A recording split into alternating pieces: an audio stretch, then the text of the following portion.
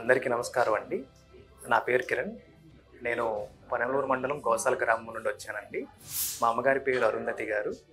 ఆవిడకి 2022 సంవత్సరం నుండి కూడా ఆవిడకి కొన్ని క్యాన్సర్‌కి సంబంధించినటువంటి లక్షణాలనేవి బయటపడినవండి. తద్వారా ఏంటంటే హాస్పిటల్‌కి వెళ్ళి పెట్ స్కాన్ తీయించుకోగా ఆవిడకి గర్భసంచి క్యాన్సర్ ఉన్నట్లుగా డాక్టర్ గారు నిర్ధారించారండి.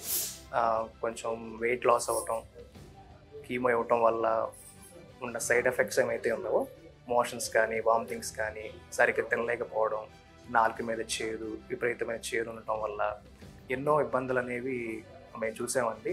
చాలా ఇబ్బంది పడ్డారు మమ్మీ గారు కూడా.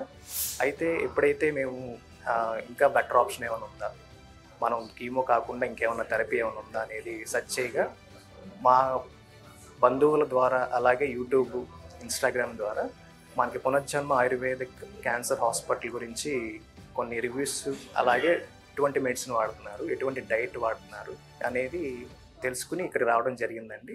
ఎప్పుడైతే మనం మెడిసిన్ వాడటం స్టార్ట్ చేసామో ఆవిడలో ఆకలి అనేది పెరిగిందండి. వాంటెడ్గా ఆవిడే అడగటం, నాకు ఆకలేస్తుంది పెట్టండి అనటం, అలాగే ఓపిక రావటం.